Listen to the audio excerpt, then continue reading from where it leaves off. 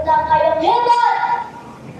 Yang penting kalian harus berhati-hati dan masing-masing jaga keselamatan. Dengan terpaksa, saya juga akan meninggalkan kalian dan juga padepokan ini. Setelah berpamitan kepada para cantiknya, Kiai Jamur pun pergi meninggalkan padepokan. Tak lama setelah kepergian Kiai Jamur, datanglah serombongan prajurit yang dipimpin langsung oleh Prabu Aji Pramosa. Karena serangan tiba-tiba, maka banyak jatuh korban. Namun demikian, Kiai Jamur tidak puas karena di antara korban tersebut tidak terdapat Kiai Jamur. Sementara itu, Kiai Jamur terus berjalan dengan perasaan sangat sedih. Dia membayangkan nasib padepokan dan para cantriknya. Dia terus berjalan mencari tempat untuk menenangkan hati. Di satu pihak beserta senopati pilihannya, Prabu Aji Pramosa terus mencari jejak Kiai Jamur. Bahkan beliau sampai bersumpah, "Saya tidak akan pulang ke keraton sebelum bisa menemukan Kiai Jamur." Karena kegigihannya, akhirnya Prabu Aji Pramosa pun menemukan tempat persembunyian Kiai Jamur. Manakala Kiai Jamur tengah bersemedi di atas batu gila di pulau sebelah selatan Cilacap. Para senopati dari Kediri ingin segera menangkapnya. Namun, sebelum jubahnya tersentuh, sang resi telah lenyap bersama munculnya seekor naga raksasa dari tengah samudra. Dengan cekatan, Prabu Aji Pramosa melepaskan panah dari busurnya, tepat mengenai kepala naga yang akan menyerangnya itu. Lenyapnya naga berubah menjadi seorang putri rupawan. Dialah Dewi Pasowati yang berjalan di atas permukaan samudra untuk menghampiri Prabu Aji Pramosa.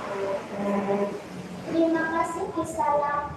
Melalui panah itu, aku telah berubah wujud menjadi manusia. Berkat jasa Kisana, aku hadiahkan kembang Wijaya Kusuma. Tetapi ingat, jangan sampai kembang Wijaya Kusuma ini terlepas dari tanganmu. Karena dengan kembang ini, Kisana akan menurunkan raja-raja di tanah Jawa. Terima kasih Sang Dewi. Hendaklah pula Kisana menjadi saksi bahwa kelak pulau ini akan dinamakan Nuswa Kabangan atau Nusa Kabangan. Setelah Dewi Wasowati lenyap dari pandangan, Prabu Aji Pramosa bergegas meninggalkan pulau Nusa Kambangan itu dengan membawa kembang Wijaya Kusuma. Namun, sial bagi sang Prabu, ketika ia baru sampai di tengah segara anakan, sampannya tersapu gelombang dahsyat. Kembang Wijaya Kusuma terlepas dari tangannya, tersapu gelombang kepusaran air.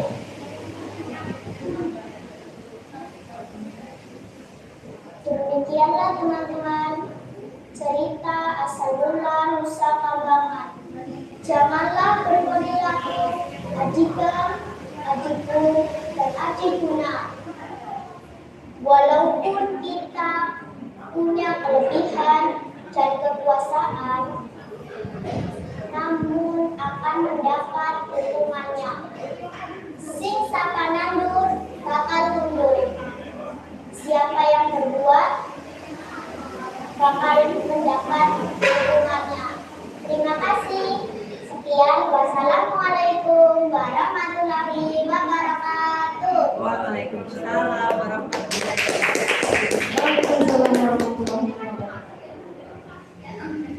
Terima kasih anak cantik yang sudah menampilkan cerita asal mula Nusa Kambangan. Baiklah Dewan Juri yang terhormat, selanjutnya penampilan nomor undi 21.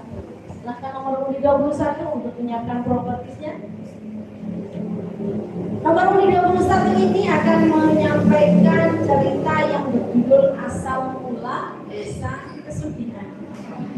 Siapa yang ingin sugih, nanti kita bisa berbondong-bondong ke desa Kesugihan. Begitu ya? Oke. Nomor undi 21 sudah siap? Oh belum. Wow, ternyata propertinya luar biasa. Ini tumpengnya beneran. Nanti Dewan Juri siap untuk menerima tumpeng ya? Siap. Nanti kita makan bersama tumpengnya.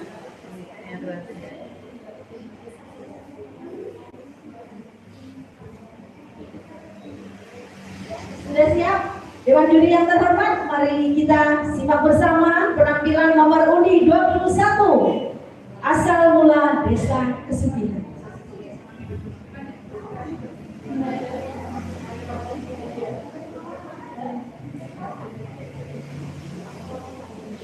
Ayo konco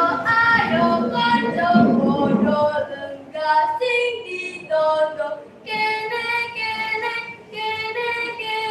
aku duwe crito anyar podo mirengake kanthi temen crito iki crito rakyat iki asale saka Cilacap. Assalamualaikum warahmatullahi wabarakatuh. Yang saya hormati Dewan Juri Lomba Bercerita. Halo teman-teman, apa kabar kalian? Hari ini saya ada cerita yang seru loh. Dengarkan baik-baik ya. Ceritanya adalah asal mula desa Kesugihan.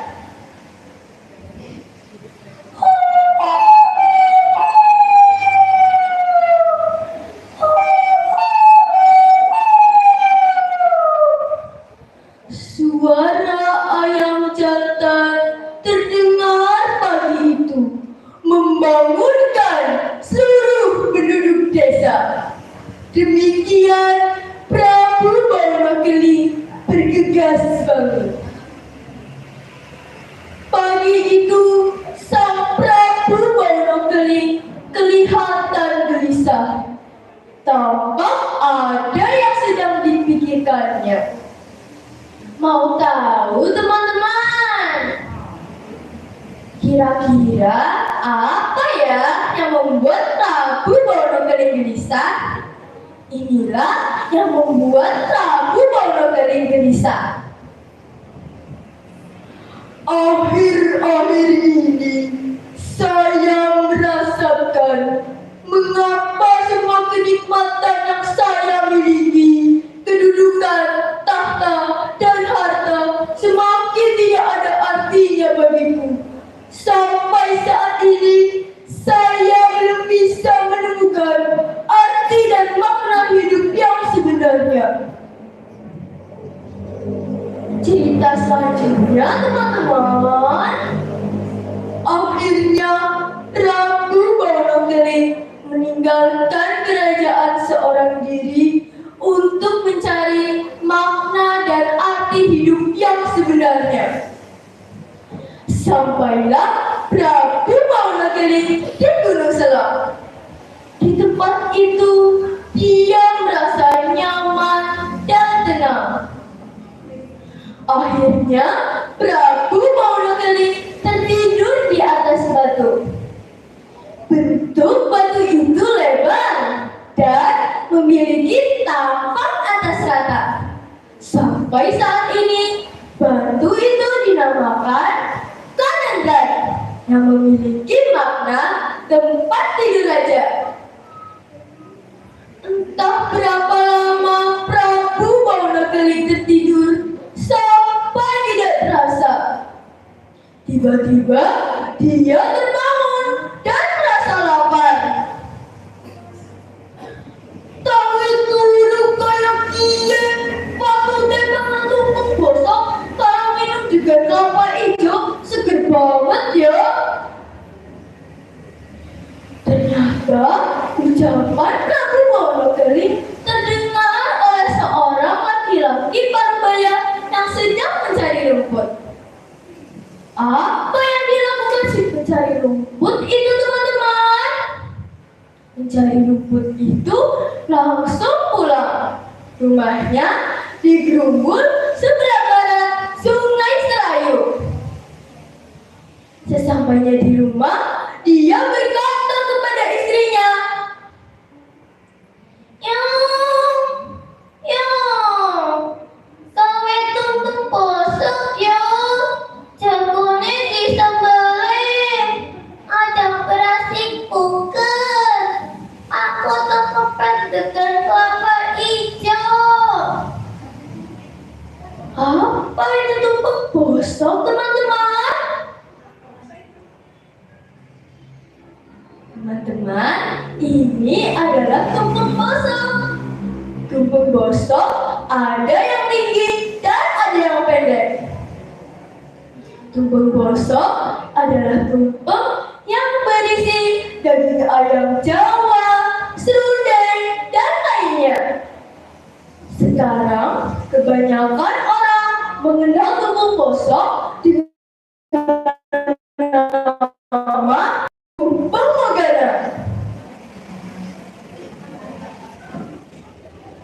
Disebut tumpeng bosok karena bila tumpeng itu disentuh oleh sendok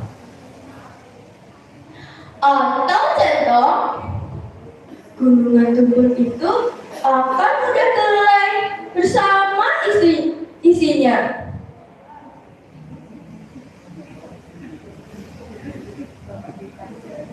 Setelah semua siap, si pencari rumput dan istrinya langsung menuju Gunung Selam untuk mempersembahkan tumpeng bosok dan kelapa hijau muda kepada sang petapa, yang tidak lain adalah Prabu Maunakili.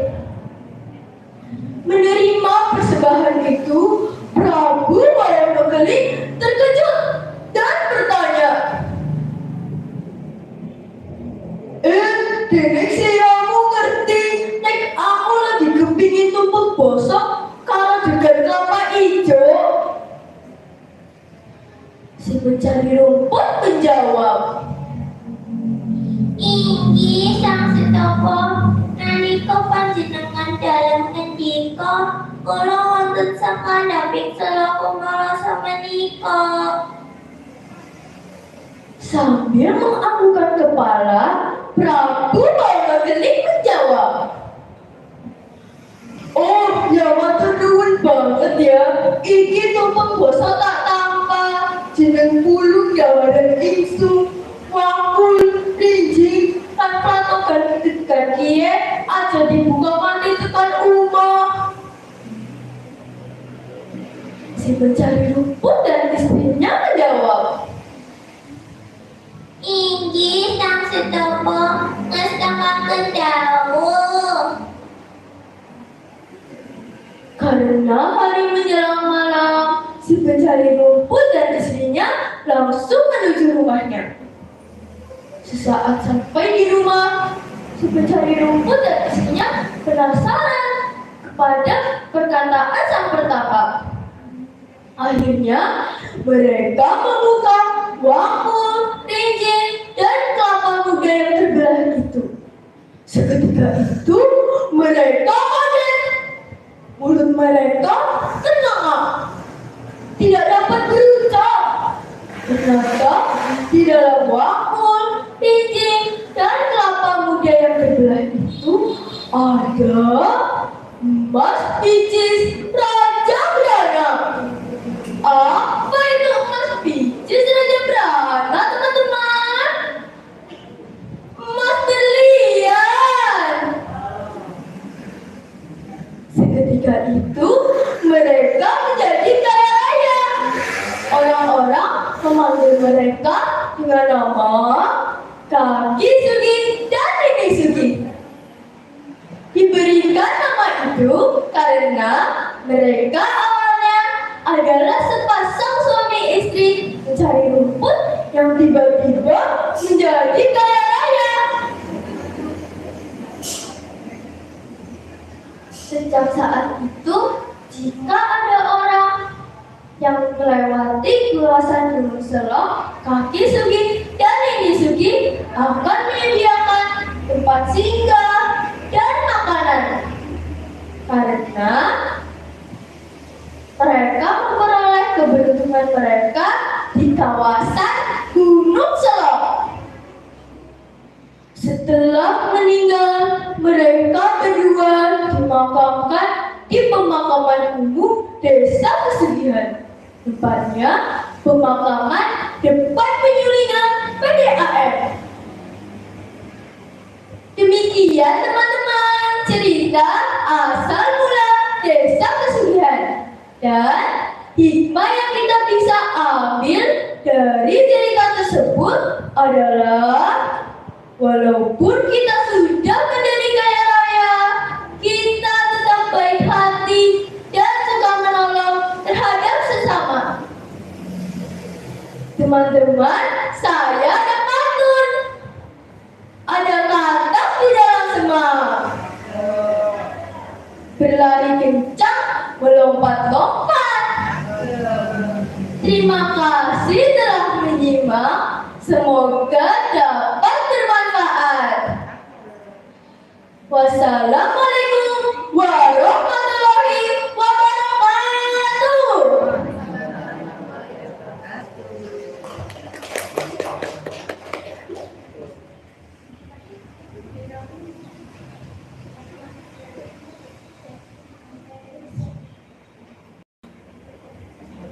Ya, terima kasih luar biasa. Selamat kepada Dewan Juri yang sudah diberikan tumpeng. Tapi ingat ya, nanti kita makan bersama ya. Kita makan bersama ya.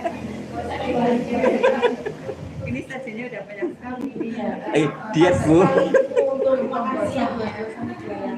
Jadi nanti semuanya bisa mencicipi apa sih rasanya tumpeng gosok. Ya. Jadi kenapa dinamakan tumpeng gosok? Karena tumpeng saat kepala tumpengnya diunggal, maka sayuran lauk pauk yang ada di dalam tumpeng itu langsung meleleh. Rasanya luar biasa sepertinya. Baik, Dewan Juri yang terhormat, telah tadi penampilan nomor undi 21 yang menyampaikan cerita berjudul asal muasal Desa Pesugihan. Dan pastinya tidak kalah bagus untuk penampilan nomor undi 22 nanti, karena ceritanya akan disampaikan sama judulnya. Bagaimana kelanjutannya? Yuk kita simak bersama penampilan nomor undi 22 asal mula Desa Pesugihan. Assalamualaikum warahmatullahi wabarakatuh. Waalaikumsalam. Dewan Juri yang saya hormati serta teman-teman yang saya sayangi, perkenalkan, nama saya Alisa Maida Azhara. Saya dari SD Negeri Curug Wetan 1. Sebelum saya memulai bercerita, saya ingin mengajak semuanya untuk bernyanyi. Boleh? Boleh. Yuk koncone isi gembira,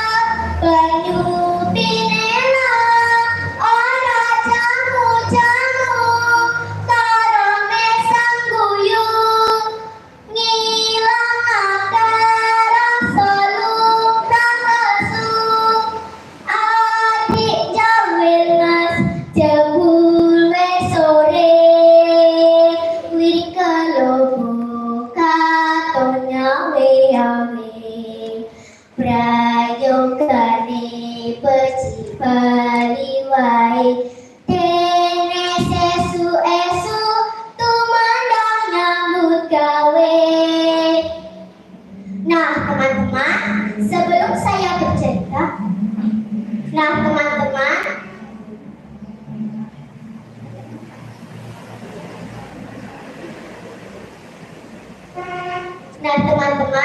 saya akan memulai bercerita tentang asal mula desa Pesugihan.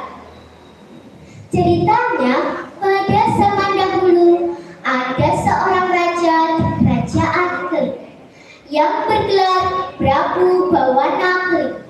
Tahtanya dan kekayaan yang berlimpah yang tersedia untuknya tidak pernah membuatnya bahagia. Karena ketidakpuasan dan ingin mencari arti hidup dan makna kehidupan yang sesungguhnya, beliau memutuskan untuk meninggalkan gemerlap dunia yang dimilikinya. Ia berniat mengembara untuk mendapatkan apa yang selama ini tidak diperolehnya. Apalah gunanya hidup jika tak mengetahui arti hidup ini, kata Prabu dalam hati. Sang Prabu lalu menyerahkan tahtanya kepada putranya dan membagi-bagikan hartanya kepada rakyat kerajaan Keling. Diam-diam ia meninggalkan kerajaan itu. Dia melangkah dan terus melangkah, seakan-akan tidak merasa lelah. Bukit dan gunung dia daki, lembah ngarai dia telusuri, hutan lebat dia masuki. Tak jarang halangan merintang, binatang buas menghadang, tetapi dia pantang menyerah. Semua rintangan dilaluinya tanpa kebimbangan dan ketakutan. Tanpa terasa, sampailah Prabu Bawana Keling di Gunung Selok. Di tempat itu, ia merasakan suasana yang nyaman dan damai untuk beristirahat dan bertahan. Ia lalu mencari tempat untuk melepas lelah. Setelah beberapa lama mencari, sang Prabu mendapati sebuah batu lebar dengan penambang atas tanah. Ia lalu menggunakan batu itu untuk tertidur. Batu yang digunakan untuk tidur Prabu Bawana Keling dinamakan batu Kanendran, yang memiliki makna tempat tidur raja. Entah beberapa lama Prabu tertidur, ketika terbangun ia merasa lapar. Tanpa disadari ia bergumam, kami turu kaya kiye kok kencot. Kalau tenek mangan tepung bosok karo degan kelapa ijo enak banget. Ucapan Prabu Bawana Keling terdengar oleh seorang laki-laki separuh baya yang sedang mencari rumput. Zaman dahulu lain dengan zaman sekarang. Ucapan seorang pertapa pasti diperhatikan oleh orang yang mendengarnya. Demikian pula ucapan Prabu Bawana Keling ketika terdengar oleh seorang laki-laki separuh baya, orang-orang yang mendengarnya langsung pulang. Ketika sampai di rumah, si pencari rumput langsung berkata kepada istrinya, Yuk, jagone disembelih karo beras paling main gawe tumpeng bosok. Aku tak ngopi dengan kelapa hijau. Singkat cerita, si istri pencari rumput langsung mengerjakan membuat tumpeng sesuai permintaan suaminya. Setelah membuat tumpeng, si pencari rumput dan istrinya langsung menuju ke Gunung Selok untuk mempersembahkan tumpengnya kepada sang pertapa, yang tidak lain adalah Prabu Bawana Keling. Menerima persembahan itu, sang Prabu agak kaget dan bertanya, Dening selirane ngerti nek aku lagi kepengen tumpeng bosok karo dengan kelapa ijo. Lalu si pencari rambut menjawab, inggih sang Sutapa, nalika sampeyan dalam ketika mula wonten sak mandhaping selong malasah mudik. Sambil mengangguk-anggukan kepala, si pencari rumput sambil mengangguk-anggukan kepala, Prabu Bawana Keling menjawab, oh iya matur nuwun banget ya. Tumpeng bosok dia tertompo. Jeneng bulung daharan ingsun lan wakul rinjing lan platongan iki aja pati-pati dibuka sadurung tekan omah. Dengan segera, si pencari rumput dan istrinya menjawab, "Inggih sang sutapa kepada kula nyuwun pamit." Karena hari menjelang malam, si pencari rumput dan istrinya langsung menuju ke rumah. Sesampainya di rumah, si pencari rumput dan istrinya penasaran dengan pesan sang pertapa. Mereka langsung membuka rincing, wakul, dan kelapa muda yang terbelah. Ternyata isi di dalamnya adalah emas picis Raja Barana atau emas yang berlian. Seketika itu pula si pencari rumput dan istrinya menjadi kaya raya. Orang-orang pun menyebutnya dengan nama Kami Sugi dan Ini Sugi.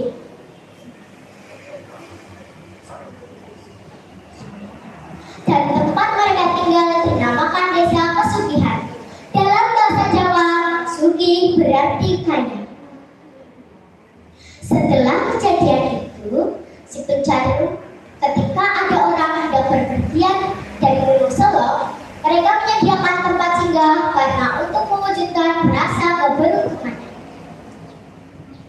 Atas dasar sang Kami Sugi dan Ini Sugi, sang pertapa yang tidak lain adalah Prabu Ponakling bersabda bahwa kelak desa yang kau tempati akan kedapatan pandita yang besok. Pandita adalah seseorang yang mengajarkan akhlak atau budi pekerti. Itulah kenapa banyak pendakwah, kiai, dan dalang tersohor yang berasal dari kesugihan. Setelah meninggal Kami Sugi dan Ini Sugi, mereka dimakamkan di pemakaman umum Desa Kesugihan, tepatnya di pemakaman depan Banyulingan PDAM. Nah teman-teman, itulah tadi cerita tentang asal mula Desa Kesugihan. Aku punya pantun nih, simak baik-baik ya. Jalan-jalan ke Balikpapan, naik kapal sampai minggu depan. Jika ada salah tolong diikhlaskan, jika ada lebih tolong dikembalikan. Terima kasih dan cukup sekian. Wassalamualaikum warahmatullahi wabarakatuh. Waalaikumsalam warahmatullahi wabarakatuh. Luar biasa. Terima kasih anak cantik. Penampilan nomor undi 22 menyampaikan cerita asal mula Desa Kesugihan. Kayaknya kalau kita pindah ke Kesugihan ya, kita akan menjadi orang-orang yang sugih gitu ya. Ya, sugih dalam arti tidak hanya kaya harta ya, tapi kaya ilmu pengetahuan juga. Gitu ya. Apalagi kita sebagai agen perubahan pendidikan, tentunya ini akan membawa perubahan yang lebih baik untuk pendidikan yang akan datang. Baiklah Dewan Juri yang terhormat, selanjutnya penampilan nomor undi 23. Kali ini nomor undi 23 akan menyampaikan cerita Bunga Wijaya Kusuma. Bagaimana, sudah siap?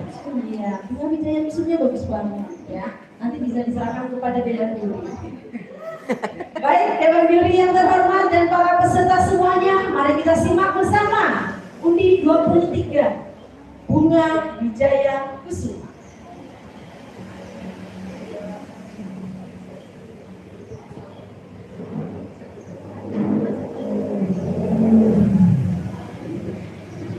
Assalamualaikum warahmatullahi wabarakatuh. Waalaikumsalam. Apa kabar teman-teman? Dewan Juri yang saya hormati, perkenalkan saya Alika akan membawakan sebuah cerita yang berjudul Bunga Wijaya Kusuma. Pada suatu malam, Sri Susuhunan Surakarta bermimpi melihat sebentar sinar. Ia berusaha mengejar sinar ini, namun sinar itu mendadak menghilang tidak berbekas.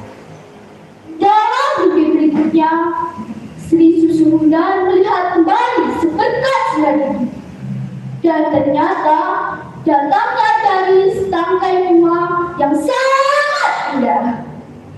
Bunga itu berwarna merah muda. Dalam mimpinya itu terdengar suara gaib. Yang mengatakan, barang siapa yang memiliki setangkai bunga Wijaya Kusuma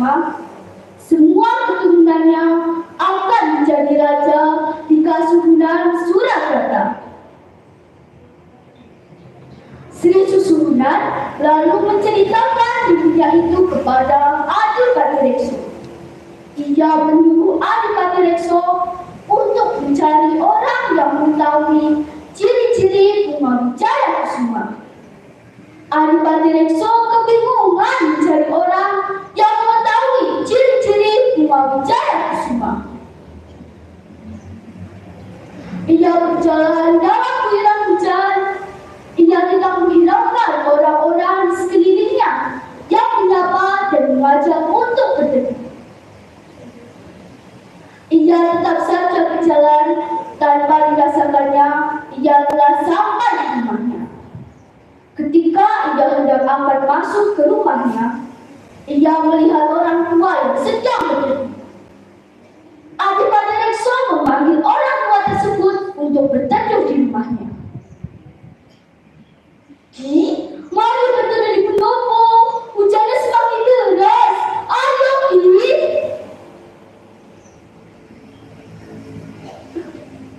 Terima kasih, Adipati. Apakah Abang panas berteduh di pendopo? Ayolah, tidak perlu di sana berpikir seperti itu. Semua manusia itu sama. Ayo, mari masuk. Mereka berdua lalu masuk ke pendopo. Mereka duduk sambil berbincang-bincang. Dari perbincangan itu, Adipati Rekso mengetahui bahwa orang tua tersebut bernama Kiai Suti. Kiai Suti adalah orang yang sakti dan mengetahui ciri-ciri Bunga Wijaya Kusuma. Adipati Rekso membawa Kiai Suti untuk menghadap kepada Sri Susuhunan di Kesultanan Surakarta. Dalam hatinya, Sri Susuhunan ragu apakah benar orang tua tersebut mengetahui ciri-ciri Bunga Wijaya Kusuma yang dimilikinya ini. Untuk menghilangkan rasa penasaran, Sri Susuhunan bertanya kepada Kiai Suti tentang ciri-ciri Bunga Wijaya Kusuma.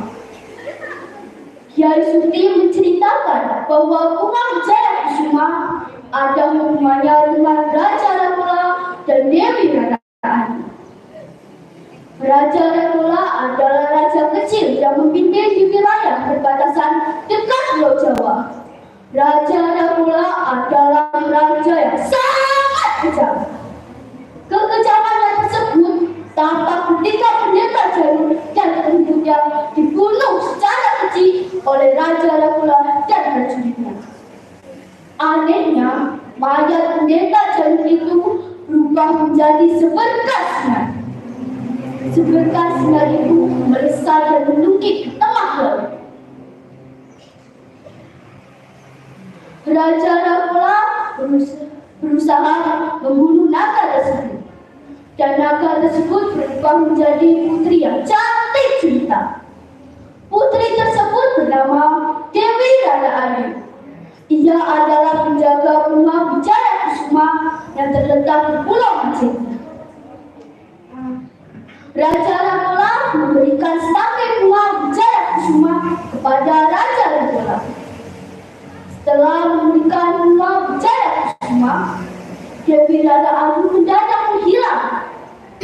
Raja Rakula sangat senang karena memiliki Bunga Wijaya Kusuma.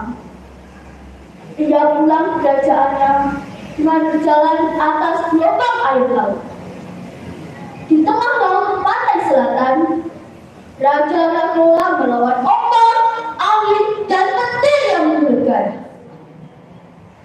Bunga Wijaya Kusuma yang ada di tangannya terlepas dan tertelan ombak hingga ke dasar lautan. Raja Rakula berusaha mencari Bunga Wijaya Kusuma itu, namun ombak semakin besar dan akhirnya Raja Rakula mati diterjang ombak yang menggulung dirinya.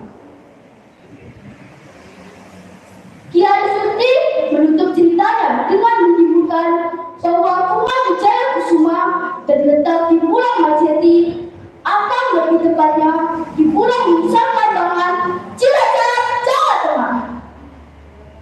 Selanjutnya, Kiai Suti memberitahukan bahwa untuk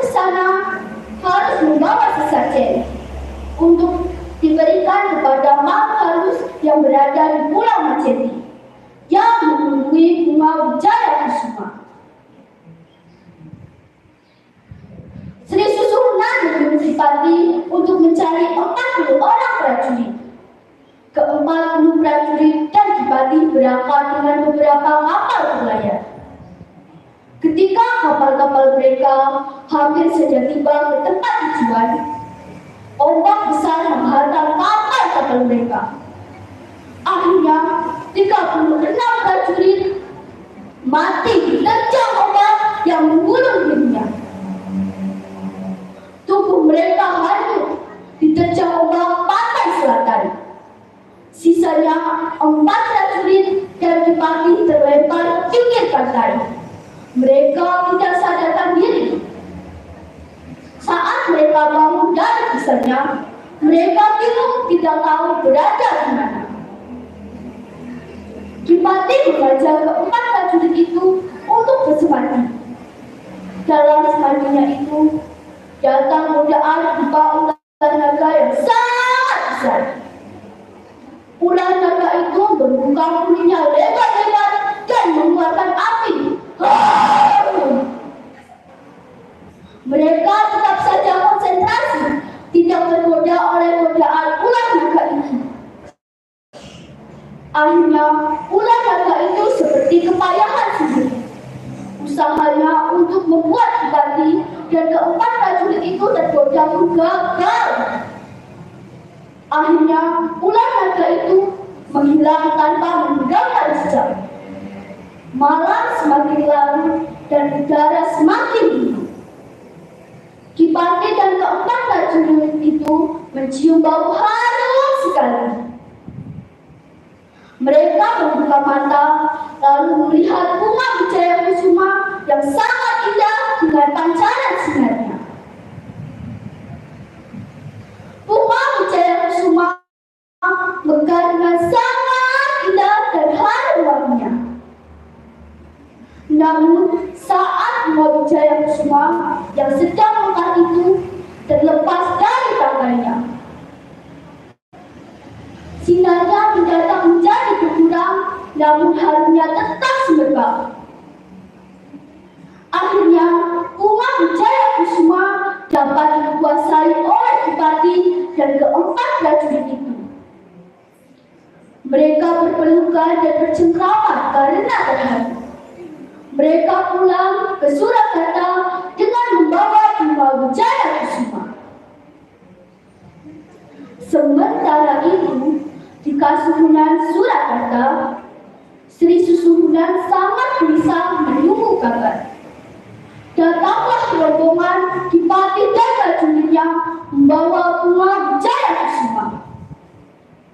Sri Susuhunan sangat senang. Lalu Sri Susuhunan memohon kepada Yang Maha Kuasa agar bunga Wijaya Kusuma yang ditebus dengan banyak pengorbanan itu tidak menjadi sia-sia. Ia berharap semoga ia akan menjadi pemimpin yang bijaksana. Sekian cerita dari saya. Wassalamualaikum warahmatullahi wabarakatuh. Waalaikumsalam. Luar biasa. Tepuk tangan yang meriah sekali lagi untuk penampilan nomor 23 yang sudah sangat bagus menyampaikan cerita berjudul Bunga Wijaya Kusuma. Baiklah, dengan juri yang terhormat dan para peserta semuanya, selanjutnya nomor 24 akan membawakan cerita yang berjudul Asal Mula Sungai Serayu. Siapa yang sudah pernah lewat Sungai Serayu? Nyabrang maksudnya? Menyabrang Sungai Serayu lewat jembatan. Ada ya? Iya. Sungai Serayu menurut ceritanya adalah sungai terpanjang di Jawa Tengah. Jadi anak-anak hebat bisa nanti kita tolong kepada ibu bapak gurunya. Di mana sih Sungai Serayu? Ada yang tahu Sungai Serayu di mana? Sungai Serayu melintas di Kecamatan Adipalang, Kecamatan Kesugihan, Rawalo, kemudian ke utara lagi, ya, panjang sekali. Dan muaranya di Kecamatan Adipalang. Soalnya di desa, desa Penggalan ya, di desa Penggalan. Nah, Dewan Juri yang terhormat dan para peserta hebat semuanya, mari kita simak bersama nomor undi 24, Asal Mula Sungai Serayu.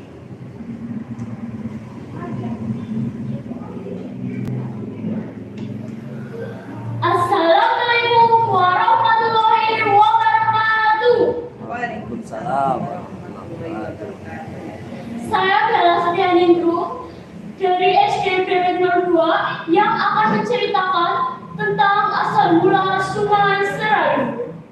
Alkisah, di Jawa Tengah terdapat sebuah sungai yang mengalir dari hulu pegunungan Dieng hingga bermuara di Laut Selatan yang letaknya tidak jauh dari Gunung Serandil, tepatnya di Dahanwilo. Konon, dahulu di wilayah itu ada sebuah kerajaan yang dipimpin oleh Prabu Dewanata. Prabu Dewanata memimpin dengan sangat arif dan bijaksana. Ia juga memiliki 2 orang istri. Salah satu istrinya bernama Dewi Kunti. Pernikahan sang Prabu dengan Dewi Kunti Naligrata menghasilkan 5 orang putra yang sering dikenal dengan nama Pandawa 5.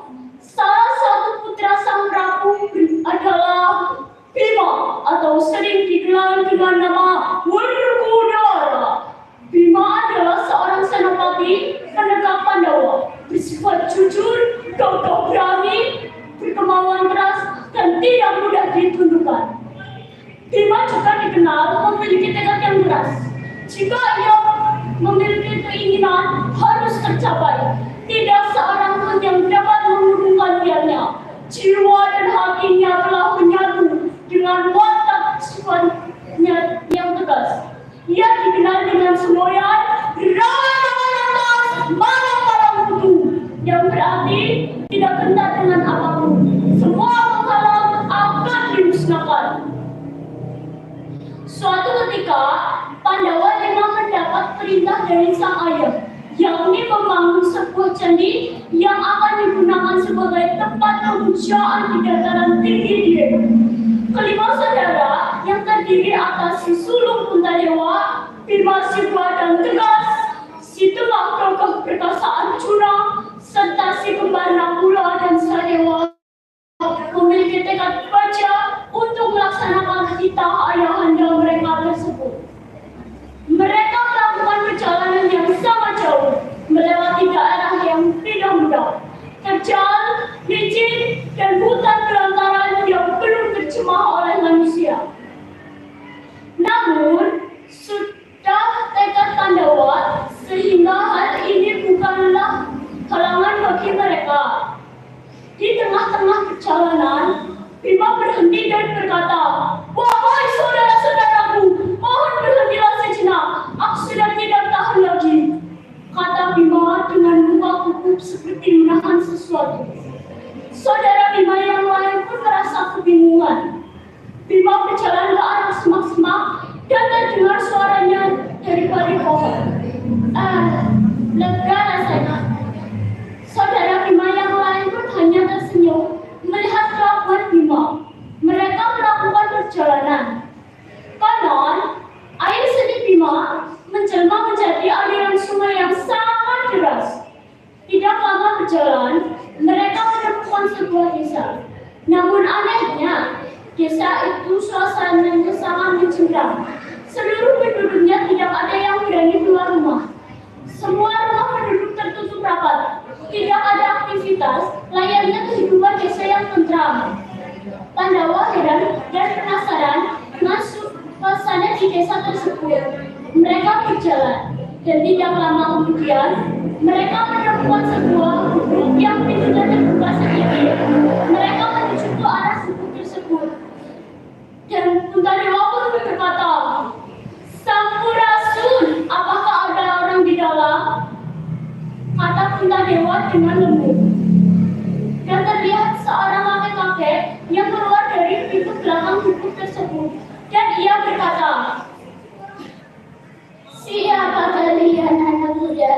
Apakah kalian utusan dari Kakak Sura?" Kata kakek itu dengan muka ketakutan, dan Puntadewa menjawab, "Tenang kek, kami kesini bermaksud baik. Kami adalah putra dari Prabu Dewanata," kata Puntadewa dengan sopan. Dan tiba-tiba terdengar suara gentaran tanah seperti kaki yang besar. Dan kakek itu berkata, "Itu pasti Kakak Sura. Ayo cepat masuk anak muda." Kata kakek itu menyuruh Pandawa untuk masuk ke dalam gubuknya. Mereka pun masuk ke dalam gubuk tersebut.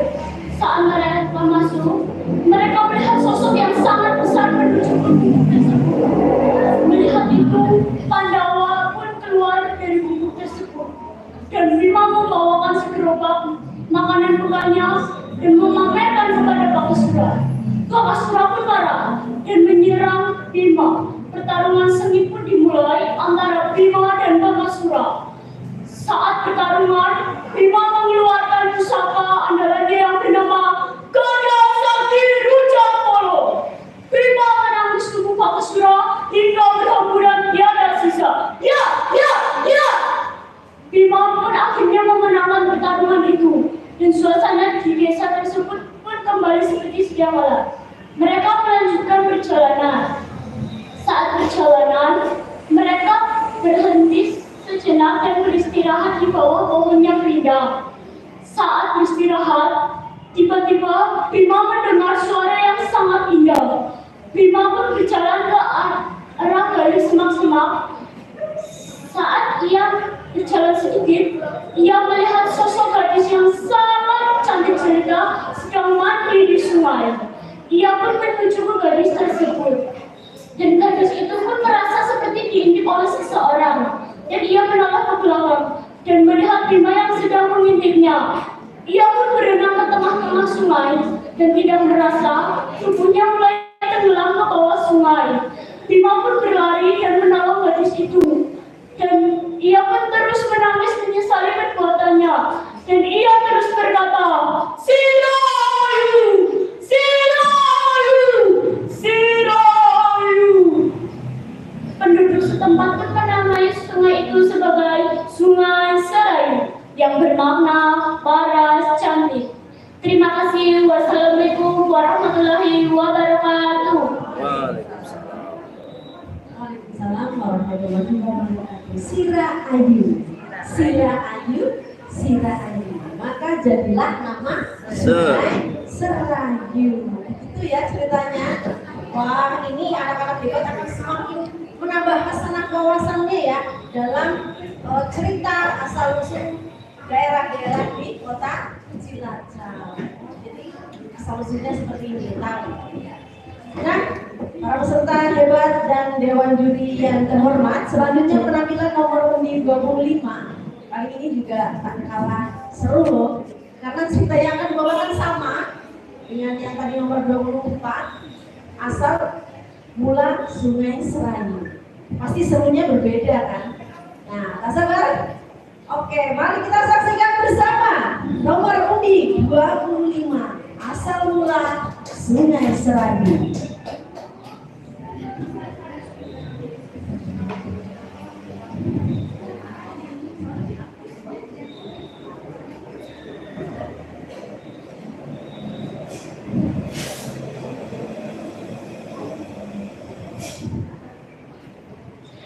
Di tepinya Sungai Serayu,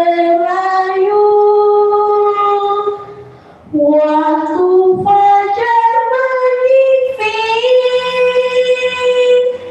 pelangi merena warnanya, nyiur melambai-lambai. Assalamualaikum warahmatullahi wabarakatuh. Waalaikumsalam. Hai teman-teman dan Bapak Ibu Dewan Juri yang saya hormati. Perkenalkan, nama saya Marta Sinta Nurbaidin dari SD Negeri Karangkemiri 02. Lagu tadi menggambarkan tentang indahnya sebuah sungai di tempatku berasal. Hayo, siapa yang pernah ke Banyumas? Bagi teman-teman yang pernah ke Banyumas, tentunya sudah tidak asing lagi dengan sungai ini. Sebuah sungai terbesar di Jawa Tengah. Inilah Sungai Serayu. Dan di balik nama Serayu tersimpan sebuah cerita yang sangat menarik.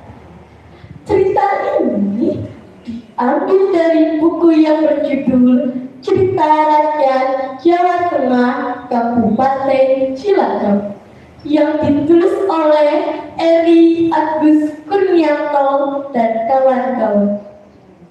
Yuk teman-teman, kita simak bersama asal mula Sungai Serayu. Alkisah di Jawa Tengah terdapat sebuah sungai yang mengalir dari hulu Pegunungan Dieng hingga ke Bedahan.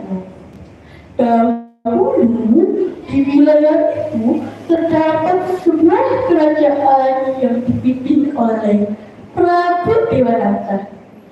Prabu Dewanata ini teman-teman memiliki 5 orang putra. Mereka adalah Puntadewa, Bima, Arjuna, Nakula, dan Sadewa. Mereka adalah kesatria yang berbudi. Nah teman-teman, pada suatu ketika para Pandawa diperintahkan oleh ayahandanya untuk membuat candi pemujaan di daerah dia. Dengan sigap mereka laksanakan. Ya ayahanda, kita ayahanda akan segera kami laksanakan. Kami berlima akan segera berangkat ke Pegunungan Dieng. Mohon doa restu ayahanda. Baik putra-putraku, selamat jalan. Berhati-hati dan ingat, tetap jaga tata krama dimanapun kalian berada. Mereka pun segera berangkat. Namun perjalanan tak semudah yang mereka bayangkan. Butuh perjuangan yang keras untuk sampai ke tujuan. Akhirnya teman-teman, mereka melewati sebuah desa yang sunyi dan mencekam. Bau anir tercium di mana-mana.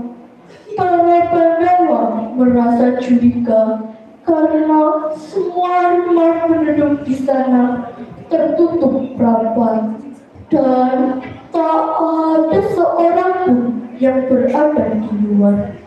Seketika perhatian mereka teralih pada rumah ibu di ujung jalan yang pintunya sedikit terbuka. Merasa penasaran, mereka pun mengunjunginya. Tok tok tok, permisi. Tok tok tok, apakah ada orang sana? Berulang kali mereka mengucap salam, tetapi tak ada seorang pun yang mau keluar dari gubuk itu. Hingga Bima merasa tak sabar untuk memasukinya. Spontan Yudhistira pun menegur. Tunggu Bima, tunggu. Jangan sembarangan masuk ke rumah orang karena itu tidak sopan. Tanpa diduga muncullah seorang lelaki tua renta. Wahai di sana, siapakah kalian? Apakah kalian utusan Bakasura? Tenang, tenang. Perkenalkan, kami adalah para Pandawa, putra Prabu Dewanata. Tidak usah takut, Kek. Siapa Bakasura itu, Kek? Begini anak muda, Bakasura adalah raksasa yang kejam dan tamak, berkuasa hutan Kalimana. Ia akan menghabisi kami.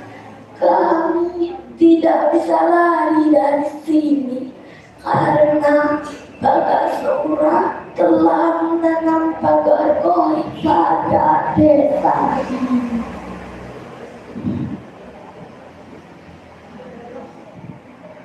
wajah kesedihan terlihat dari raut wajah sang kakek. Ketika sedang berbincang, mereka dikagetkan oleh suara langkah kaki Bagasura disertai gemuruh angin.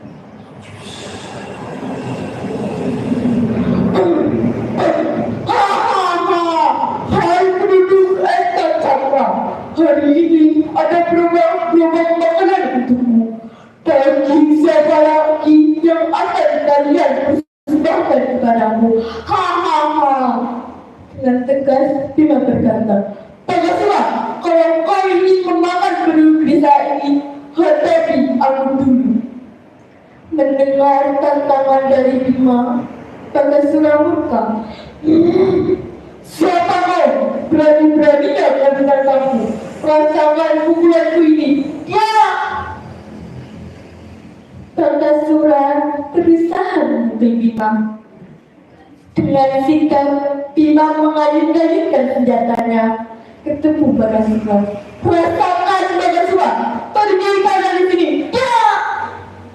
Keadaan bijaksana membuat Bagasura tak berdaya.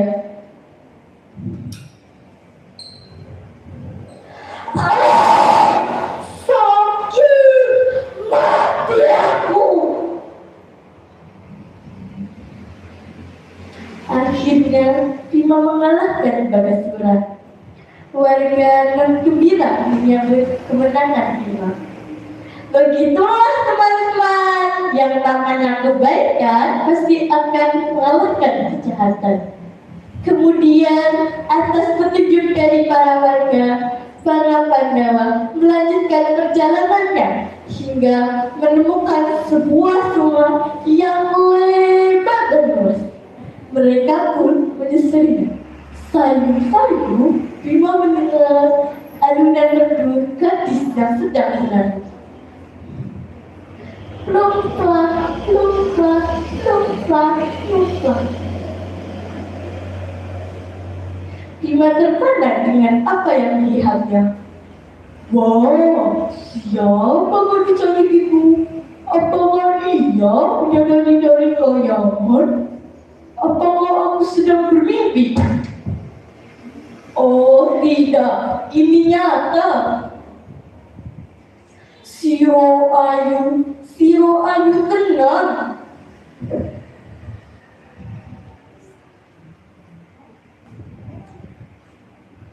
Siapa di situ? Siapa di situ?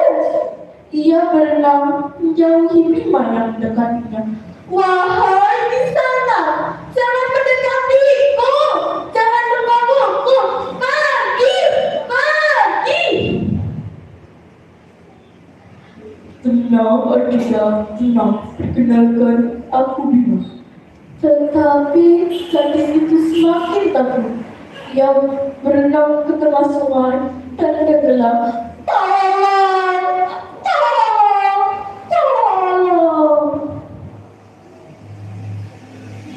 Melihat gadis yang amat tiada guna tenggelam, Bima pun berusaha mencarinya, tetapi tetap tidak menemukannya. Tuhai Adinda, di manakah bagimu? Siro Ayu. Sejak saat itu, masyarakat sekitar menamai sungai tersebut Serayu. Serayu berasal dari desisan kata Bima, Siro Ayu, yang bermakna kamu cantik. Teman-teman, demikian kisah asal-usul Sungai Serayu yang mengajarkan kita untuk selalu berhati-hati dalam bertindak. Demikian, wassalamualaikum warahmatullahi wabarakatuh. Waalaikumsalam Warahmatullahi wabarakatuh. Terima kasih anak-anak sudah membawakan cerita yang sangat menarik asal-usul Sungai Serayu. Nah, selanjutnya nomor 26 nanti akan menyampaikan cerita yang berjudul Pusaka Bana. tentunya tak kalah menarik dong dari penampilan yang tadi sudah ya, karena cerita ini sudah dibawakan juga oleh peserta sebelumnya. Bagaimana serunya? Sudah siap? Ini ternyata yang tampil cedera.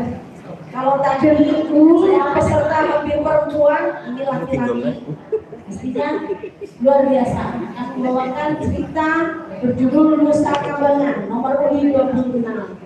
Dewan juri yang terhormat dan para peserta hebat semuanya, mari kita sambut nomor undi 26 dengan cerita Nusa Kambangan.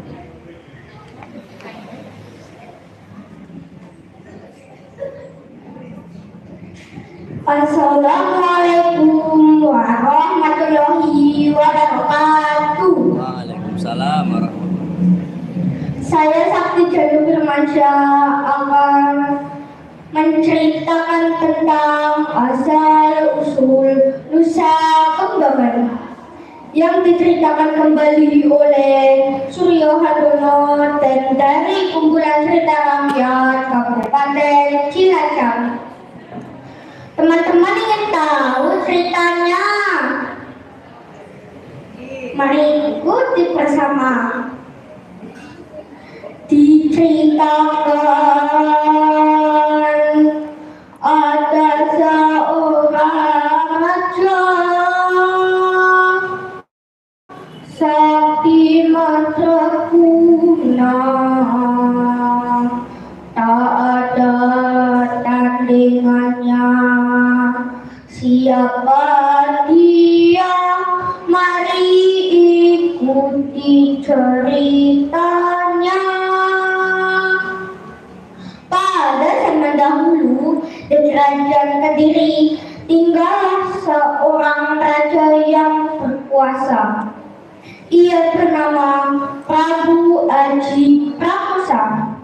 Ia memiliki watak keras kepala dan tidak mau tunduk kepada siapapun, apalagi tunduk kepada raja-raja di negara lain. Pada waktu itu, di wilayah kerajaan Kediri, tinggallah seorang resi yang maha sakti. Ia bernama Resi Kano atau Kiai Jarwo. Prabu Aji Pramusa merasa sakit hati karena ada yang menanding kesaktiannya. Di pagi hari ketika ayam mulai berkokok,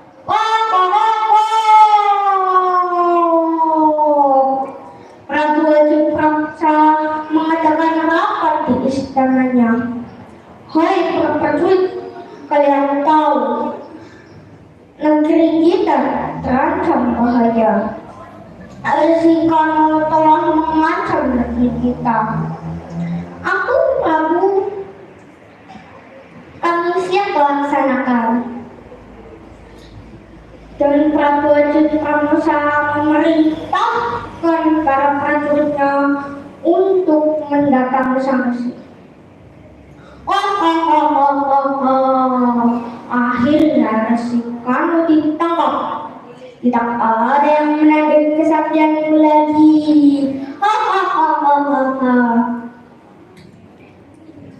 Bisikan dari Resi, sang Resi pun mendengarnya.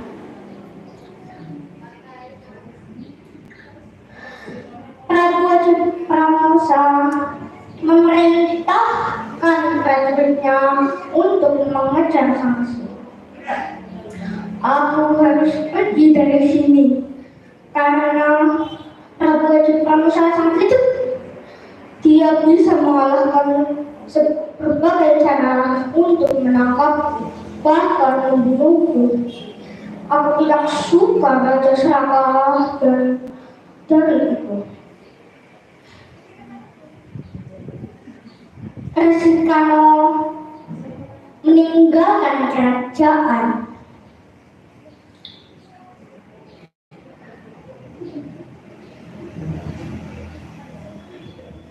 Dan Prabu Aji Pramusa memerintahkan prajuritnya untuk mengejar sang Resi. Sang Resi sudah di pantai selatan Pulau Jawa loh. Di dekat Cilacap, dia memilih tempat yang sunyi untuk menenangkan diri. Ia berdoa kepada Yang Maha Kuasa. Ya Tuhanku, lindungilah hamba dari penjahat Prabu Aji Pramusa. Dan Prabu Aji Pramusa menemukan tempat persembunyian Sang Resi. Prabu Aji Pramusa mengeluarkan senjata tajamnya dan ditusukkan ke perut Sang Resi. Oh! Seketika itu raga Sang Resi lenyap. Tiba-tiba terdengar suara gemuruh dan angin ribut yang membangunkan tubuh Prabu Aji Pramusa dan pengikutnya.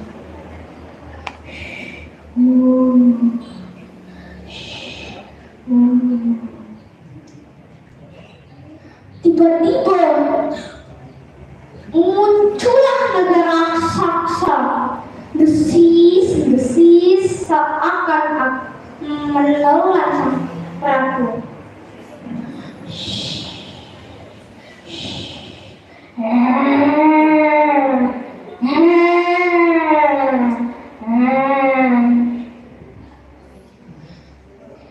Sang Prabu keheranan atas kejadian itu. Dia mencari akal untuk membunuh naga itu. Dia melepas anak panah dan tepat mengenai perut sang naga.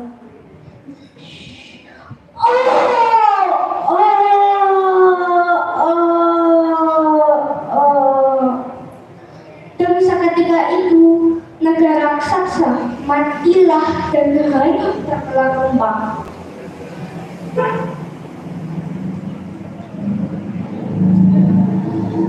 Tiba-tiba muncullah putri yang sangat cantik dari arah timur. Ia bernama Dewi Waswawati. Prabu Aji Pramusa, terima kasih. Kau sudah membebaskanku dari kutukan Sang Maha Kuasa. Sebagai balas budiku, terimalah kembang Jayakusuma ini. Barang siapa yang menerima cangkok kembang Jayakusuma ini akan menurunkan raja-raja di tanah Jawa. Gembiralah hati Sang Prabu mendengar ucapan putri. Dewi Waswati berpesan kembali, Prabu Aji Pramusa, engkau jadi saksi. Ketahuilah bahwa pegunungan dan karang ini terpisah dari Pulau Jawa. Aku akan beri nama karang ini Nusa, yang berarti pulau. Di pulau ini yang serahkan kembang Jayakusuma ini, tambahkan nama ini dengan Kembangan. Semoga yang datang ke Nusa Kambangan ini bisa menikmati suasana. Dan Prabu Aji Pramusa menerima kembang Jayakusuma. Ia ke tengah-tengah laut, menggayuh-gayuh kembali pantai. Tiba-tiba ada yang tahu, teman-teman? Kembang Jayakusuma yang dipegang Prabu Aji Pramusa terlepas dan hanyut ke tertelan ombak. Dan dari itu Prabu Aji Pramusa pulang ke kerajaan. Diceritakan bahwa ada suatu cerita di atas Pulau Nusa Kambangan tumbuh sebatang pohon yang aneh dan ajaib. Ada yang tahu teman pohon itu pohon apa? Tiada lain, kembang Jayakusuma yang Dewi Wasowati berikan kepada Prabowo Pramusa itulah. Namun apa berkata nasi telah menjadi bubur. Ya sayang, semua itu sudah ditakdirkan oleh Yang Maha Kuasa. Dan Prabowo Pramusa pulang ke kerajaan Kediri diikuti pengikutnya. Hai teman-teman. Hai. Dari kesimpulan di atas, kita harus memahami bahwa kita sebagai manusia janganlah sombong dan serakah seperti Prabu Haji Pramusa. Kita sebagai manusia harus tetap rendah hati. Itulah cerita asal nama Nusa Kambangan. Semoga bermanfaat juga menambah ilmu. Belajar membaca buku di perpus sekolah kita. Ayo semangat untuk masa depan kita. Salam literasi.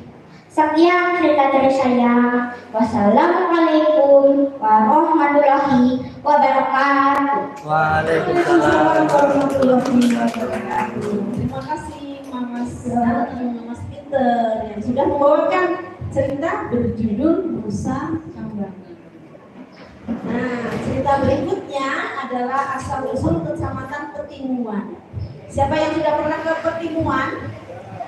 Timun ini jangan-jangan asal usulnya dari Timun ya.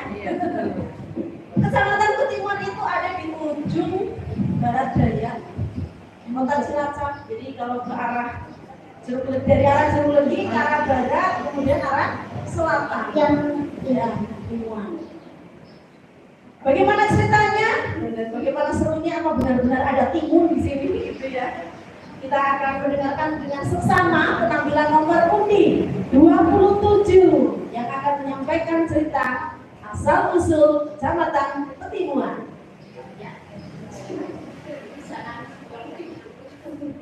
Yo bro konco cerita bareng-bareng pada bulan koyo rino rembulan nene sing awe-awe ngelingake ojo podo turu sore. Konco-konco cerita bareng-bareng yo. Makan durian semerbak aromanya. Tidak lupa mencicipi manisnya petalang. Wahai sahabat dan juri yang berbahagia, bolehkah saya menyapa dan mengucapkan salam? Assalamualaikum warahmatullahi wabarakatuh. Waalaikumsalam warahmatullahi wabarakatuh. Halo teman-teman. Bagaimana kabarnya hari ini? Semoga selalu sehat, semangat, dan bahagia ya. Sugeng siang Bapak Ibu Dewan Juri. Mugi sami sehat, lancar rezeki, ingkang berkah barokah. Amin. Perkenalkan, nama saya Nabila Kaila Marsaliza dari SD Negeri Jirui Kulon 01. Di sekolah kami ada kegiatan literasi 15 menit sebelum pembelajaran, baik di perpustakaan ataupun di pojok baca. Seperti buku yang pernah saya baca, yaitu cerita tentang salah asuhan. Pada kali ini, saya akan membawakan salah satu cerita rakyat dari Kabupaten Cilacap yang berjudul Asal-usul Kecamatan Petimuan. Teman-teman, penasaran tidak dengan ceritanya?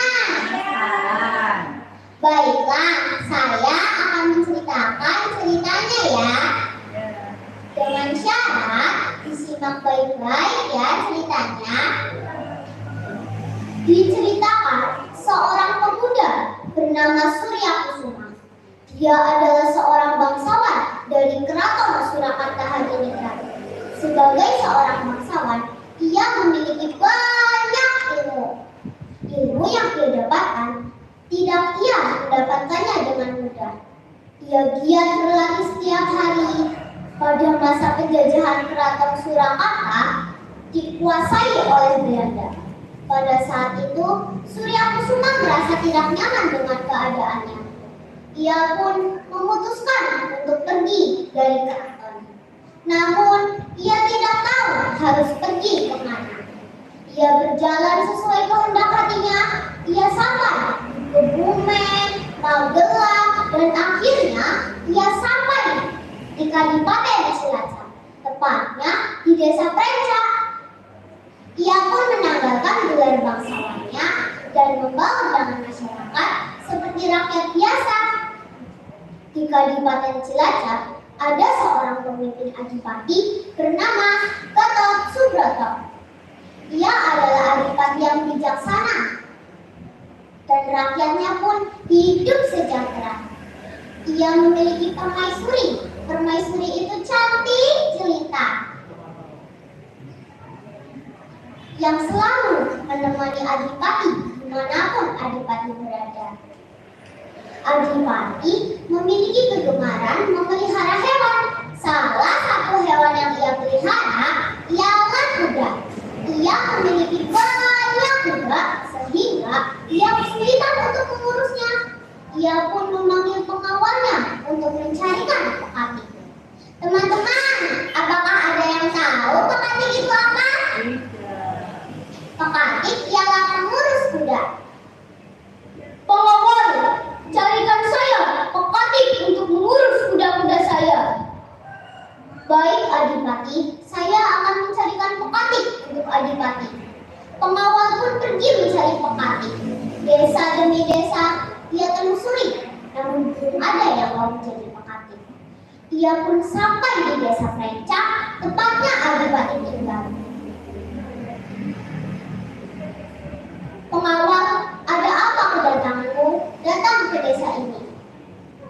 Maaf di sana, saya diperintahkan oleh Adipati Cilacap untuk mencari pekati. Kalau boleh tahu, siapa namamu di sana? Nama hamba Kilonco, pengawal. Surya Kusuma menutupi identitasnya yang sebenarnya sebagai Kilonco.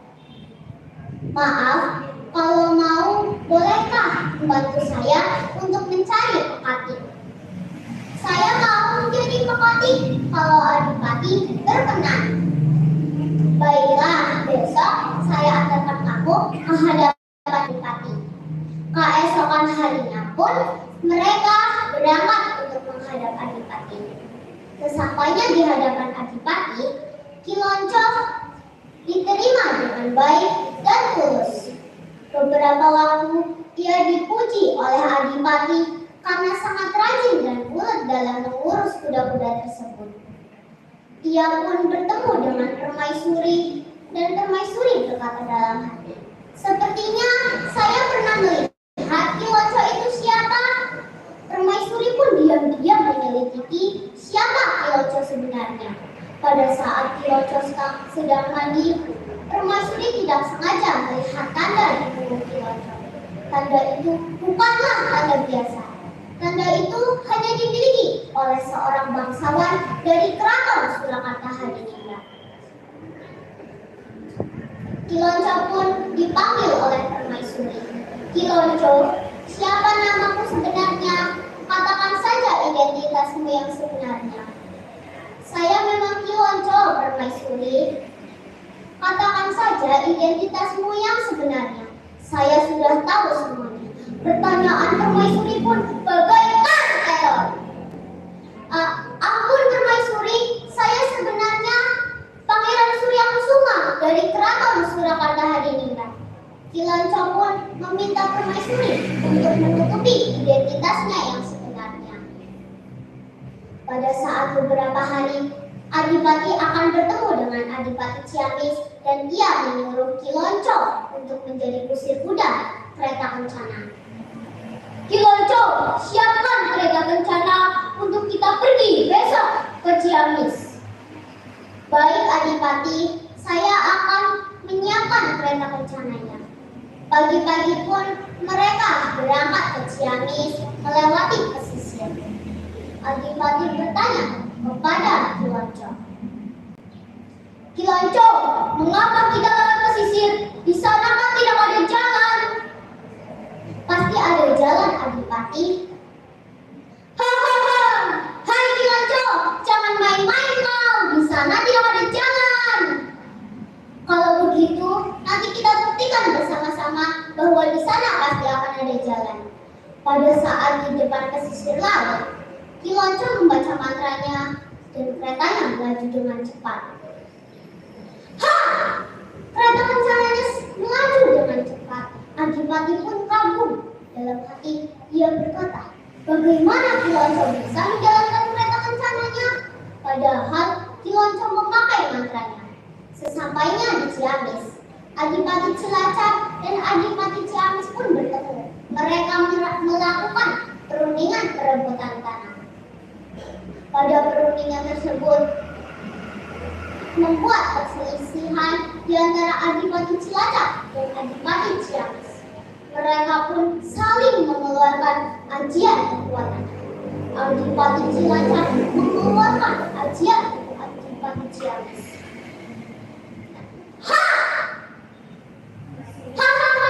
Hanya seperti itu saja ajianmu, kata. Ayo, keluarkan semua ajianmu. Jangan sombong kau. Ayo, kau juga mengeluarkan ajianmu. Adipati Ciamis pun mengeluarkan ajiannya.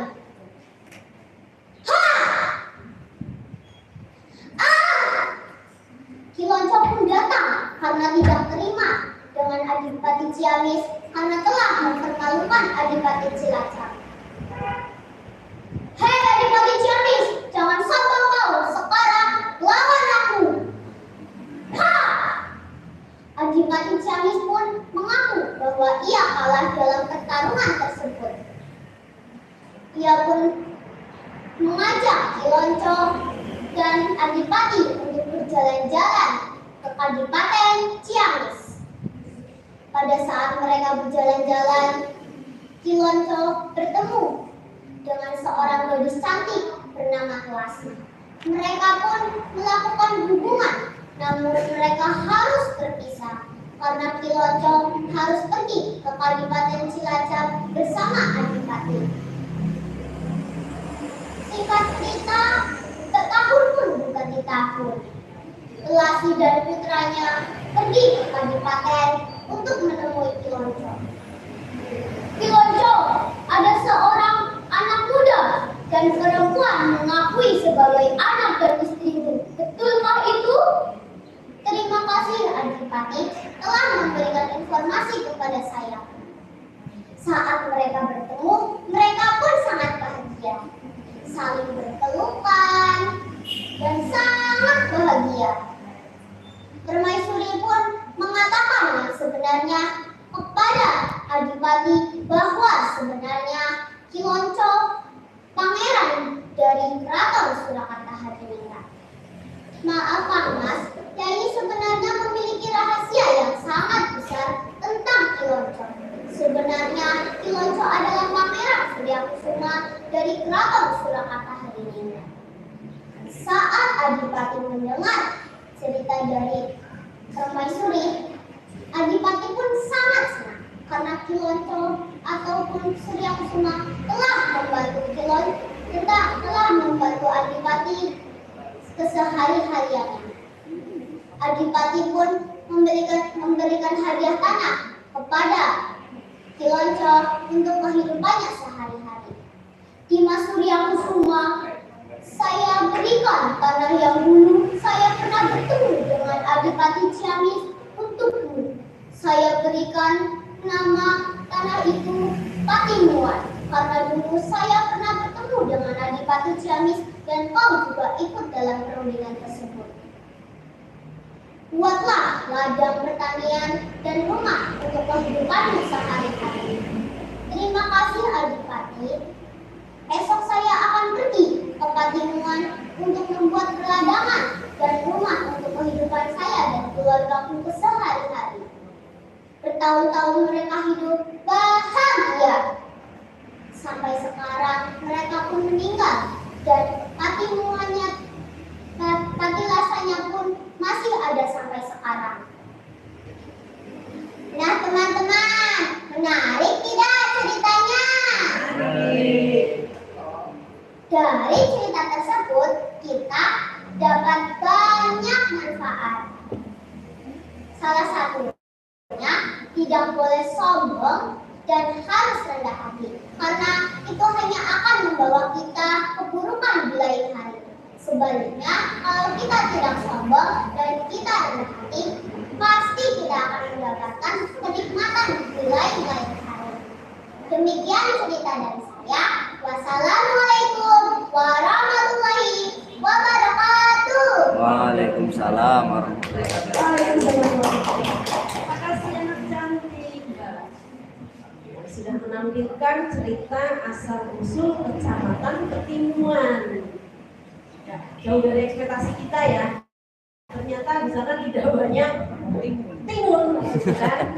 Tapi itu adalah tadi sabdanya dari Pati itu untuk membuka ladang yang disebut Desa Petimuan, begitu ya. Baik, selanjutnya legenda Gunung Tugel dan Gunung Gembor akan ditampilkan oleh nomor undi 28. Seperti apa ceritanya? Ada dua gunung, gunungnya Tugel dan Gembor. Mungkin dia akan meraung-raung karena Tugel gitu ya. Nah, seperti apa keseruannya? Yuk kita sambut bersama nomor undi 28, legenda Gunung Tugel dan Gunung Gembor.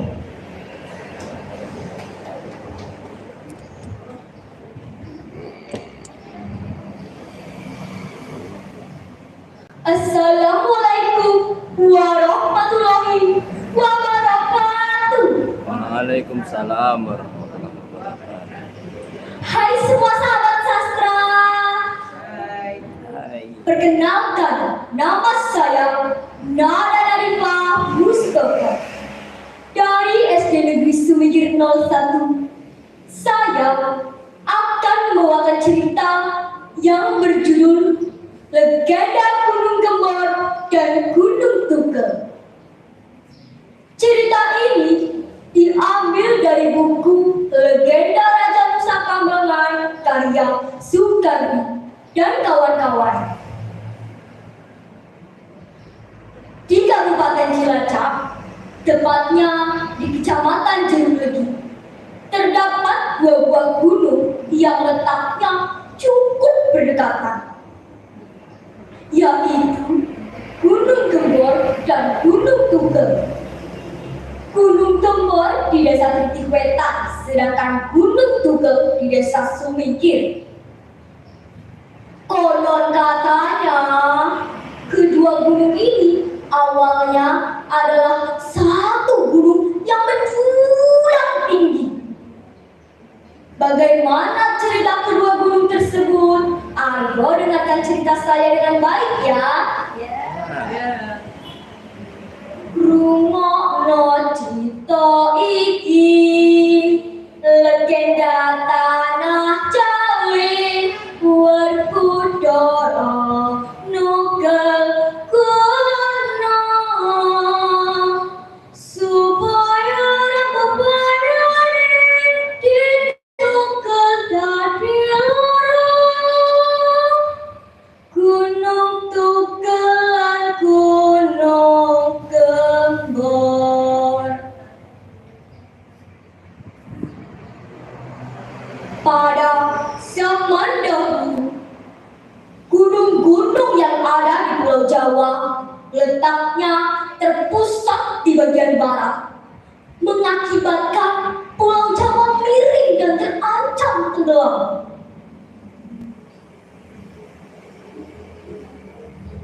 Masyarakat panik dan berlarian mencari pertolongan.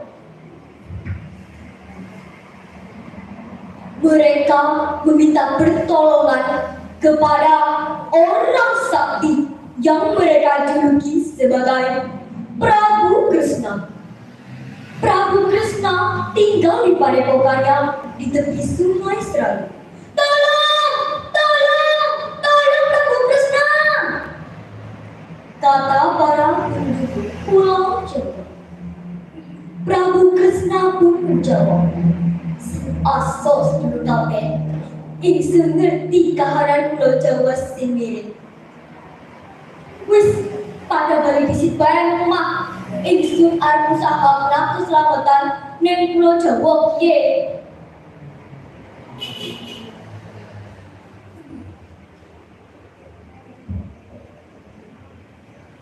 Setelah para penduduk pulang, Prabu Kresna bertapa.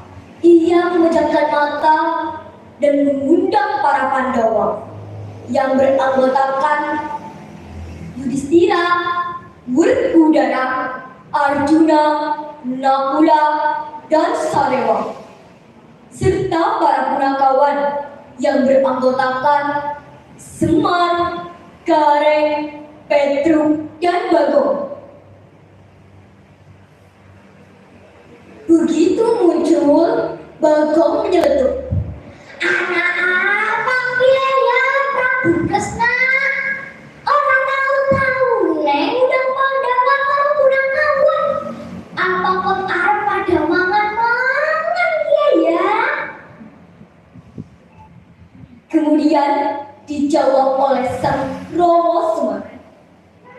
Ulah maningo ono-ono pikiran padahal cewek diundang arep rembukan kepiye carane ngatasi Pulau Jawa sing ngiring ulon arep ketilang.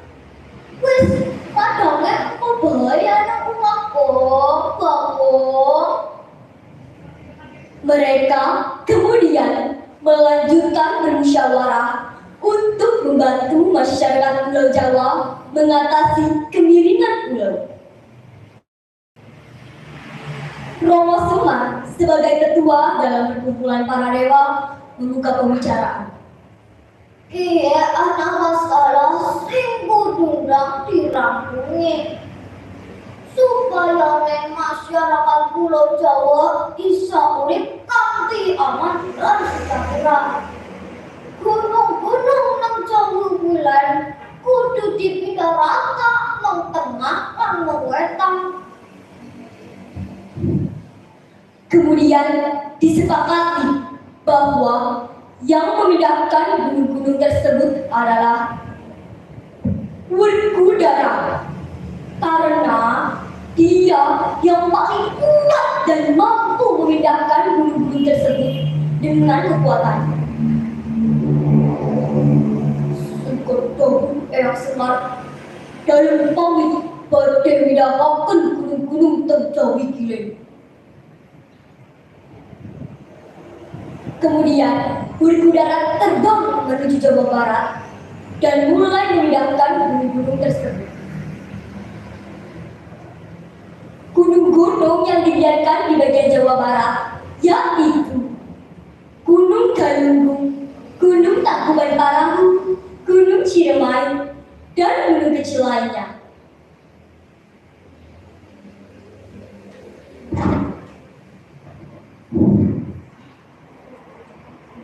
Gunung-gunung yang dipindahkan di bagian Jawa Timur yaitu Gunung Semeru, Gunung Bromo, Gunung Kelut, dan gunung kecil lainnya. Ada juga gunung yang dipindahkan di bagian Jawa Tengah yaitu Gunung Selamet, Gunung Merapi, Gunung Merbabu, dan gunung kecil lainnya. Namun ada satu gunung yang merusak pandangan Werkudara karena bentuknya yang tidak proporsional. Gunung tersebut berada di Desa Sumingkir, Kecamatan Jeruk Legi. Gunung tersebut menjulang tinggi, sedangkan bawahnya melebar, sehingga dapat membahayakan masyarakat di bawahnya jika sewaktu-waktu gunung tersebut terkena guncangan atau longsor. Werkudara berkata dalam hati, "Waduh, gunung nek bentuknya kayak gede, nek duri bisa bahayani masyarakat sing nangis sore ya. Kudu nek ditekel bae kayak gunung tendang bae." Kemudian Werkudara memutuskan untuk mematahkan gunung tersebut dengan sekali tendangan yang kuat. Jak! Gunung tersebut menjadi tugel atau patah. Patahan gunung tersebut terlempar ke arah selatan sambil gembor-gembor atau menangis raung-raung karena terpisah dari gunung induknya. Patahan gunung tersebut membentuk gunung kecil yang baru.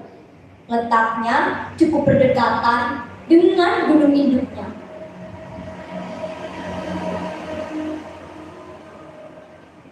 Masyarakat hingga sekarang menamai kedua gunung tersebut menjadi Gunung Tugel dan Gunung Kembor. Gunung Tugel di Desa Sumingkir, sedangkan Gunung Kembor di Desa Tritik Wetan, yang sekarang dijadikan sebagai tempat pemakaman etnis Tionghoa atau Baucina. Dari cerita tersebut, kita dapat mengambil pelajaran bahwa kita harus senantiasa menjaga keseimbangan alam. Jika alam kita terjaga, maka kita dapat memanfaatkan alam kita dengan baik. Cintai dan rawatlah alam kita, karena alam adalah sumber kehidupan bagi umat manusia. Demikian cerita yang bisa saya sampaikan. Semoga bermanfaat dan menambah pengetahuan untuk kita semua. Sahabat sastra, ada pantun nih. Gunung Tugel naik Sumingkir, Gunung Kembor naik Tritik Wetan. Bocah sekolah kudune mikir, kanggo kesuksesan ing masa depan. Terima kasih dan sampai jumpa. Wassalamualaikum warahmatullahi wabarakatuh. Waalaikumsalam. Luar biasa. Nah, dari nomor Uni 28 yang sudah menyampaikan cerita indahnya asal legenda Gunung Tugel dan Gunung Kembor. Jadi kita tahu ya, oh ternyata di desa kita, desa Kecamatan Jeruk Legi, ada dua gunung, yaitu tadi Gunung Tugel dan Gunung Kembor. Dan di wetan yang dikenal sebagai Bom Cina, pemakaman Cina itu adalah Gunung Kembor. Saya juga baru tahu. Mungkin Bapak Ibu hebat, baru tahu apa? Sudah tahu?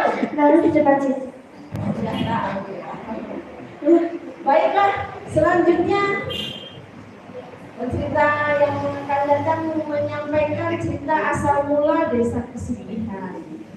Nomor Uni 29 sudah siap? Iya, mari kita simak bersama dengan juri yang terhormat dan para peserta.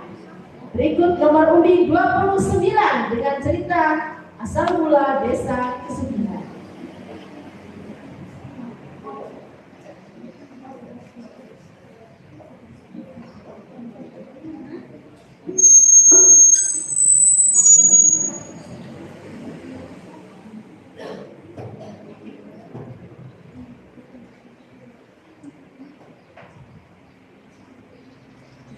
Kata kesugihan tidak asing lagi.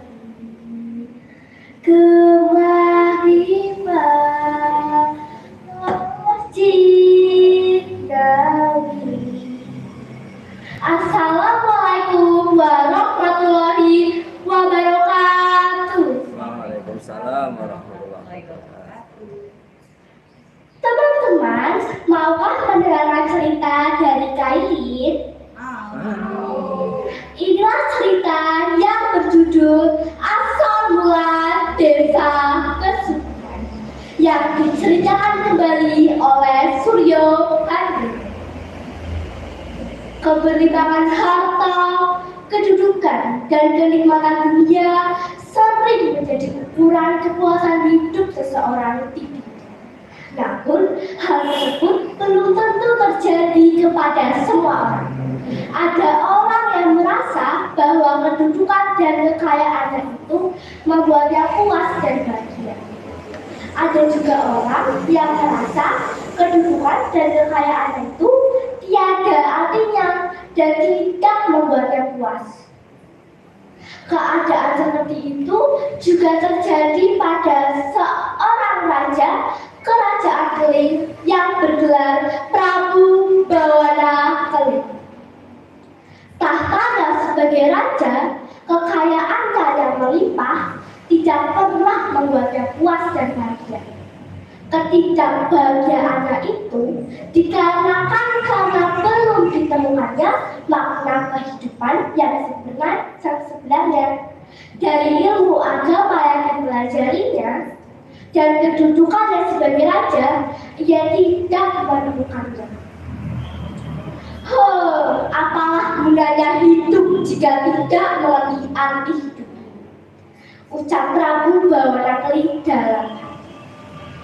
Suatu hari Prabu Bawana Keling memutuskan untuk meninggalkan gemerlap dunia dan pengembara untuk mencari apa yang selama ini tidak diperolehnya.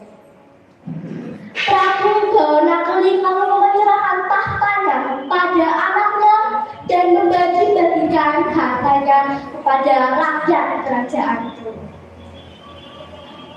Diam-diam, Prabu Bawana Keling meninggalkan kerajaan seorang diri. Melangkah terus melangkah seakan tidak pernah lelah. Bukit dan gunung dia daki, lembah ngarai dia tusuri, hutan lebat dia masuki. Tidak jarang halangan merintang, hewan buas menghadang. Tetapi Prabu Bawana Keling pantang menyerah. Semua rintangan dilaluinya tanpa rasa kebimbangan dan ketakutan. Hari demi hari dilalui, sampailah Prabu Bawana Keling di Gunung Salong. Di Gunung Salong, Prabu Bawana Keling merasa nyaman dan tenang untuk beristirahat atau bahkan mungkin bertapa. Prabu Bawana Keling lalu mencari tempat yang cocok untuk beristirahat. Lalu Prabu Bawana Keling menemukan batu besar dengan penampang atas papan. Prabu Bawana Keling lalu tertidur. Entah berapa lama Prabu Keling tertidur, saat ia terbangun dia merasa lapar dan tidak sadar bagaimana. Tangi turu kayak dia kok kencot, pasuke dan tangan tumpeng gosok karo dengan kelapa hijau enak banget. Tanpa disadari, ada seorang pencari rumput separuh baya yang mendengarnya. Pada zaman dahulu, lain dengan zaman sekarang. Zaman dahulu, ucapan seorang pertama selalu didengarkan. Begitu pula dengan sang pencari rumput tersebut. Sang pencari rumput langsung pulang ke rumahnya yang ada di dekat sungai Serayu.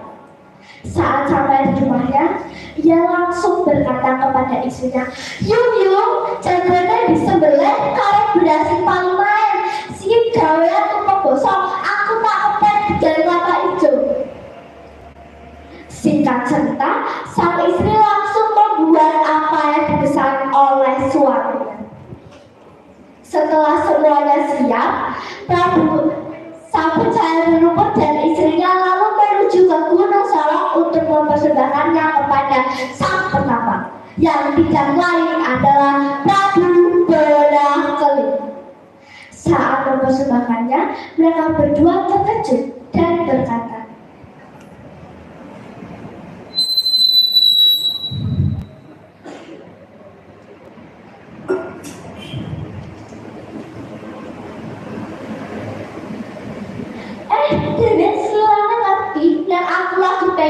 bosokal dengan kata hijau. Lalu sang pencari rumput menjawab, inggih sang Sutapa, nalika dalem ngendika kula wonten ing ngandhaping sampeyan. Sambil mengangguk-anggukkan kepalanya, Prabu Bawana Keling menjawab, oh ya, matur nuwun banget ya, tumpang bosok iki tak tampa. Jeneng pulung gaharan ingsun, wakul linjing lan lamongan iki aja tatu-tatu dibuka sadurunge tekan omah. Lalu sang pencari rumput dan istrinya pun menjawab, inggih sang Sutapa, ngestakaken dawuh. Berkat sang pencari rumput dan istrinya, Prabu Bawana Keling dapat memakan tumpeng bosok. Karena hari mulai menjelang malam, sang pencari rumput dan istrinya menjawab, segera pulang.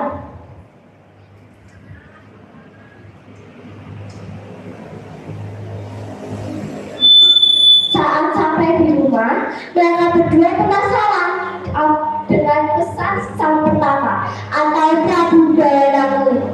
Lalu sang istri membuka wakul licin dan kelapa muda tersebut. Saat sang istri membukanya, mereka berdua terkejut. Mata mereka terbelalak, mulut mereka ternganga.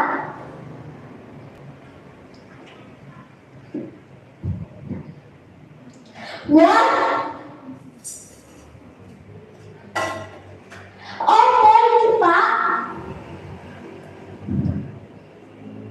Dan ternyata isi dari wakul licin dan kelapa muda tersebut adalah emas dan berlian. Seketika itu mereka berdua menjadi kaya raya. Setelah kejadian itu, orang-orang menyebutnya dengan nama Kaki Sugih dan Nini Sugih. Lalu desa yang ditinggali oleh Kaki Sugih dan Nini Sugih dinamakan Desa Kesugihan. Teman-teman, hikmah dari cerita yang sudah disampaikan tadi adalah hendaklah kita saling tolong-menolong dan rendah hati.